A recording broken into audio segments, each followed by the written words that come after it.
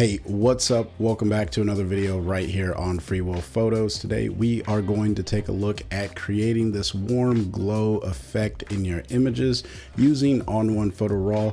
And I do have 3 different versions, so depending on your level of comfortability in order to recreate and experiment, you can do so. Now, with that being said, I do have a file here. I've already applied Brilliance AI, which is fine-tuned for my personal taste. Your Brilliance AI, you will have to fine-tune for your own personal taste. But you can see that this is the original image. It was shot dark and underexposed. And then when I added Brilliance AI, it just brought out a lot of the information in the image and really made it more aesthetically pleasing. Now, personally, this is where you could stop if you didn't want to go a little bit more creative in your image. But for me personally, I like to be creative as much as I can with my photos.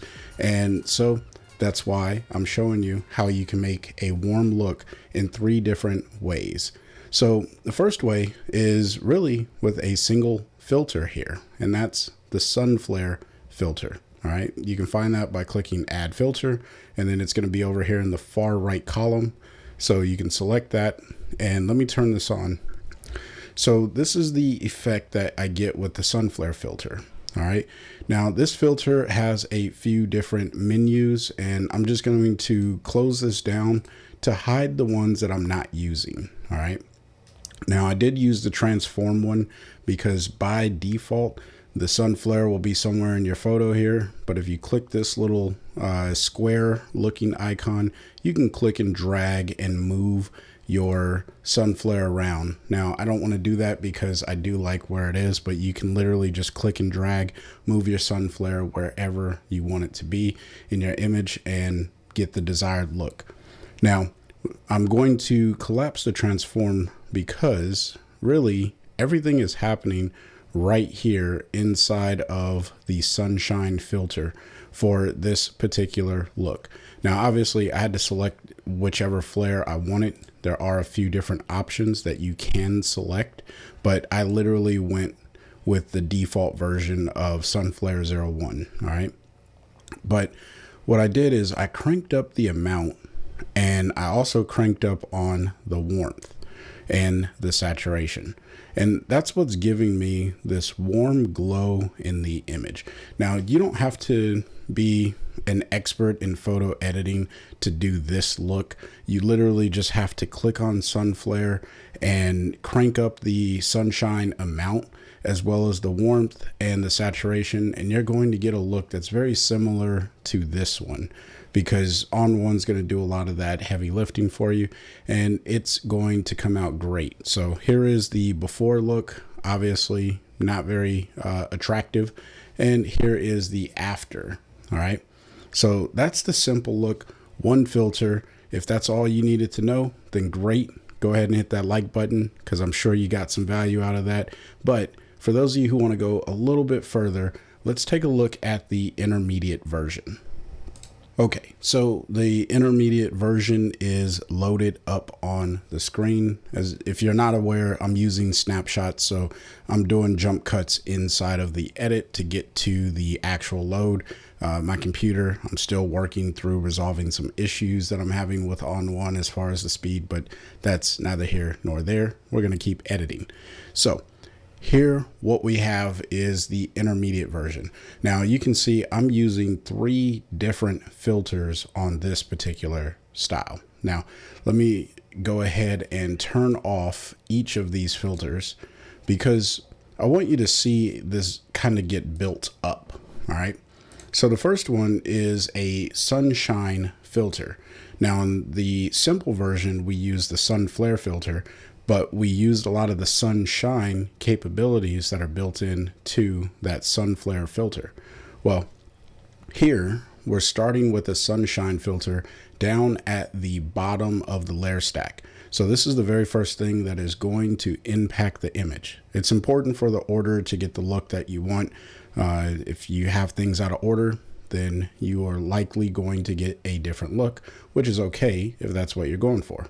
Now, I cranked up on the same 3 sliders There is a difference, however, between the sunshine filter and the Sunflare filter, and it comes down to this glow slider. Okay, on the sunshine, or Sunflare, I should say, inside of the sunshine section, this is actually this actually says fade. All right, but I added in a little bit of glow. Now, you're probably asking the question, well, Chris, why would you go with this method versus the other? And the simple answer is I have a little bit more control over what I'm doing with my image. All right. The reason is I could mask this in multiple ways. I didn't actually do anything with this one. So if I come to the blending, you can see I'm just using the normal blend mode. But if I wanted to, I could mask in my blend mode to soft light. And that gives me a different look with the sunshine filter. In fact, I'm going to do that and turn on everything else just so you can kind of see, like, this is a different look than what I was having originally with this being on normal. And that didn't take, so let's try again. All right, let's go. Nope. So we'll come down. Maybe it was just too high up. Issues with the Mac OS and new version. Not a problem. Anyway, you can see that this is a very different look. Now, I am partial to this particular look, but that's the reason why I am using 3 different filters here as opposed to doing everything in a single filter. All right. And that's just general practice across the board whenever you work inside of ON1. If you want more control, you definitely want to split filters that have the same controls so you can mask them and blend them individually from one another. So let's go ahead and take a look at the Sunflare. We're going to turn on Sunflare, and you can see I'm still using the exact same Sunflare, but the difference here, and it's also in the same position, I want you to note that, the amount, the warmth, and the saturation, those are all different. I didn't crank the amount so much on this particular filter, and I didn't crank the fade either. So I'm going to get a different look. Obviously, I have different settings, and this is one of those reasons why I split them, because I get a little bit more punch with the amount of the sunshine filter, with the warmth and the saturation set to their neutral positions. All right, so if I turn this off, you can see it just adds in a little bit of brightness in this far right edge of the image. So that is the reason why I did that, and I didn't have to worry about and I was able to dial in my sunshine effect to my liking. All right, and with this one I didn't use any blend modes. Now this is where it gets a little bit more advanced, all right, or intermediate, all right, because that's where we're at right now. We're at the intermediate stage.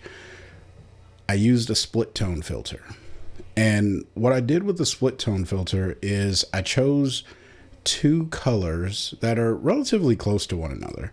Like this one is right here on the color wheel, and this one is a little bit darker, but they're in relatively the same area. All right, not perfectly, but I pushed the balance more to the highlights, or at least for the filter to favor the highlights, because sunlight is bright, all right? Sunlight is not dark. So I want to mimic the warmth of the light interacting with the rest of the image, because remember, we started with a relatively dark image. And even though I did move the pixels around a little bit using the develop section of ON1, those pixels are still relatively dark because that's what their starting value was. All right. With that being said, I wanted to add in a little bit of light and warmth into those darker areas.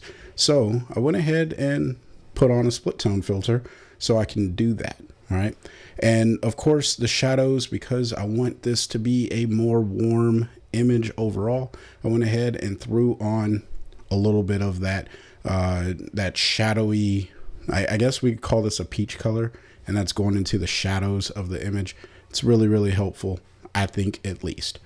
Now, here's where it gets a little bit more advanced. All right. If I hit the letter O, And I guess I should probably select this and then hit the letter O. There we go. Now you can see that I have a mask on my image. Now, this is the grayscale mask. So let me just change this to the red overlay. That way you can kind of see what's happening. Anywhere where you see the red, the effect is not happening in that area. Everywhere else, the effect is happening. So with this, I am going with the direction of the light since I decided to aim my light from the upper right corner. I went ahead and put a gradient on here, which is easier to see in the grayscale version. I went ahead and put a gradient on this particular split tone filter to kind of fade that look away from the light, or out of in the direction that the light is going. So if I turn this off, you can kind of see that. If I turn this filter off and on, you can just see how much more warm it is over here.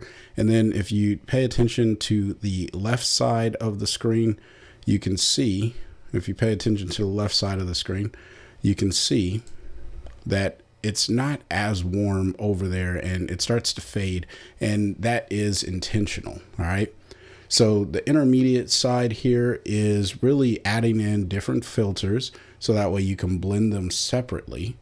But on top of that, you can also use different masks so you can blend them in the way that you want, so you can really hone in the craft of your creative vision. So hopefully that made some sense and you smash that like button by now. And if you're an intermediate person, down in the comment section below, just type the word intermediate. All right. But there's more. Let's jump to the advanced section. So here we are now in the advanced section, and you could tell this looks like completely different than the other ones. It's still warm. It's a little bit more moody. This is more my style. I get it. Everyone may not like this particular style, and you could dial this in however you want. But as you can see, we are using a few more filters here, and I also have some blend modes applied. So let's just go ahead and get some of the basic stuff out of the way, because what I did was I used the intermediate and I just built upon it. I turned off the split tone because I'm going to do something different. So if you just remember the settings for the sunshine, I cranked those up, and that nothing changed there. But the next thing is you'll see that I added in a LUT. So let's go ahead and turn that off, or turn off everything above the LUT, and let's take a look at this. Now, for those of you who aren't familiar, LUT just stands for look up table. All right. So when you see the LUT filter inside of here, which is right here, it says LUTs, and that just stands for lookup tables. What this is essentially a rendering of the colors in your image based off of a profile. Super easy to think of it as a filter. Like if you've ever used Instagram, how it changes the colors in your images when you flip through those filters. Think of a LUT like that. Okay. But we get a little bit more refinement with using these types of LUTs, if you will, at least for the way that I'm integrating it here. I am using golden hour LUTs. This is one of those LUT packs that I got as an ON1 extra. So if you don't have that, that's okay. You can probably jump into color grading. And if not, then you can use your own LUTs, which I highly recommend, but I really enjoy using this LUT. All right. So this is what the image looks like without the LUT. And when I turn it on, you can see it gets a little bit more crisp, if you will, a little bit more contrasty. The edges get a little bit darker, and it really brings in a little bit of color. Now, I don't think that that was the one I actually used. So, because I think I used number 10. I don't know what happened, but we're going to go with number 10 because it changed it to number 1. That was probably when I was trying to showcase that I changed the category. I'm not going to do that this time. All right. Golden hour number 10. That's the one that I used. So just keep that in mind. So the other thing that I did with the LUT is I actually changed the opacity. You can see that I brought this down to 46, and that's just helping to fade this in. Now, I'm not going to go over how opacity works. If you are into the advanced editing, I'm sure you're already tracking how opacity works. But if you got a question about it, drop it in the comment section below, and I will gladly make a video about that. Now, Photo Filter is next. And Photo Filter is one of, like, I think the most slept on filters inside of ON1. The way that you can just do things with the photo filter, and I'll be honest, 9 times out of 10 when I use this, I leave it on solid, but you can actually change the filter type to all these different versions in here. But I'm not going to get into that because I feel like that would be way too convoluted for this video. But what I will say is I just selected a warm color like I did with the split tone, because remember, in the split tone, or in the intermediate version, I added the split tone filter, but in this one I turned it off. And the reason why I turned it off is because I wanted to really capture a warmer, orangey type of environment in this contrasty winterscape. All right, I wanted a little bit of juxtaposition, if you will, with the light, and that was a personal preference. Now, this is the default of 20 that comes with, or like whenever you apply the photo filter, it defaults to 20. All right, and all I did was pull down on the opacity, and I think I left the blend mode the same. Yep, left it at normal. So there's nothing more that you need to worry about with that. Then what I did was I added in a Sunflare. Now, this is the exact same Sunflare that I had in the intermediate version. All right, all I did was change the order, because the order of our layer stack really does impact the overall look of the image. All right, so when I was working with this and the photo filter, when I had the Sunflare underneath the photo filter, I wasn't really a fan of this look. So this looks a lot more warm, and actually that doesn't look too bad. All right, I actually kind of like that. And maybe that will be a look. So let me just make a quick snapshot. I like this look. Boom. So now I have a fourth look that I actually like. But we're going to go ahead and move the Sunflare back to where I had it originally in this particular workflow, or this look, because I have one more effect, and this is the tone enhancer. Now, the tone enhancer, when I turn that on, let's just turn this on and off. And it's very subtle of what it's doing. But if you look right here in the snow, it's actually changing the overall color in the image. And that's what's giving us this final look that I'm really enjoying. Now, the way that I achieved that is obviously I moved around some of the sliders here, but it really came down to this tone curve. And if you are into advanced editing, you have got to know about the tone curve. This is just one of those things that gives you so much flexibility in your editing workflow that we just don't really take enough time to appreciate.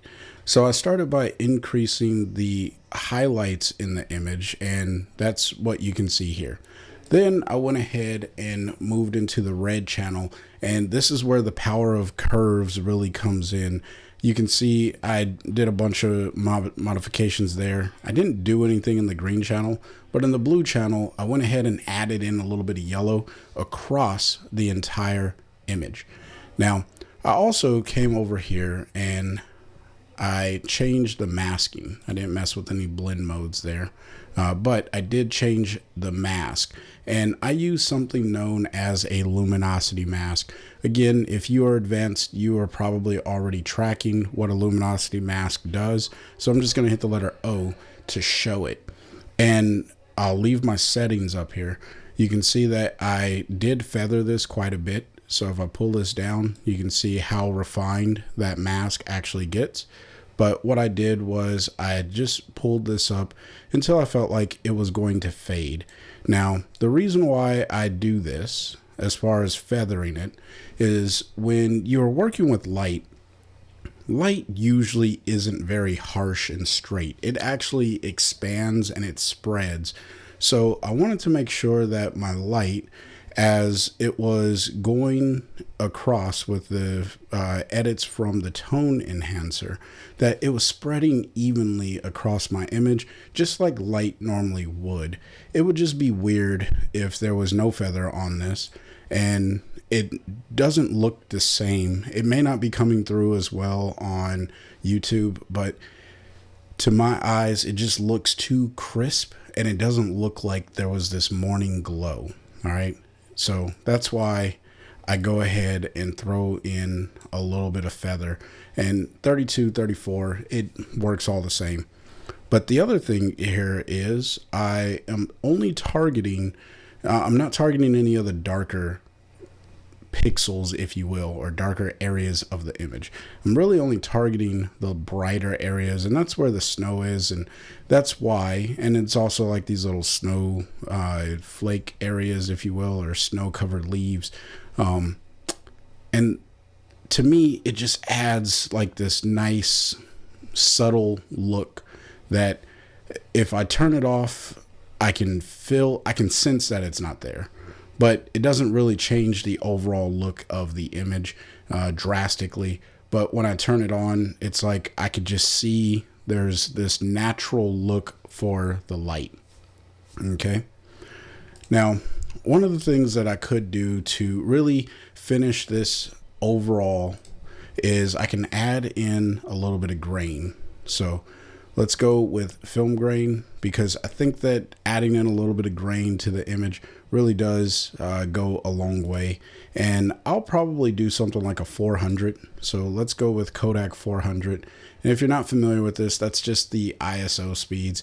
Now this is a black and white simulation, and I have a great film pack or simulation tool, but I just want to stay native to ON1 for this particular edit. And I think this looks pretty good, maybe a little too strong. So I'll just go ahead and pull back on the opacity just a touch.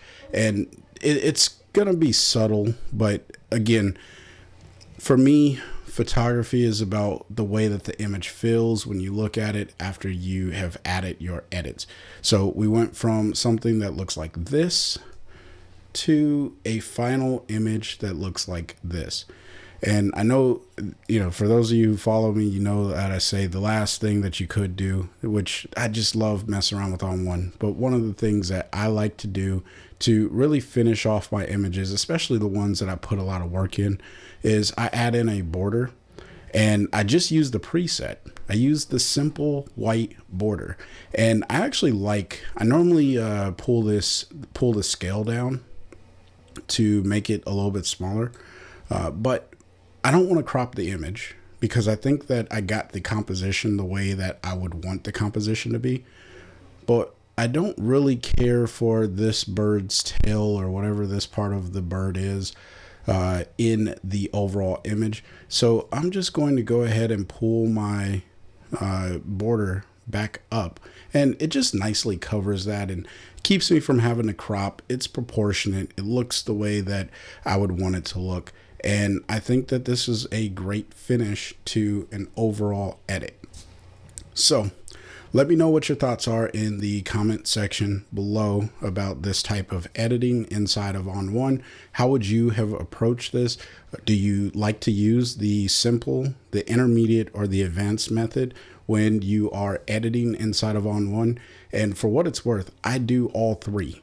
A lot of my photos, I use the simple edits because I'm just simple like that, and I like to do simple edits. And then I go into like crazy advanced edits. It just depends on the day, depends on how I'm feeling, because I love to have fun with my photography, and I hope you do too. So with that, until next time, I want you to stay inspired and keep creating. Peace.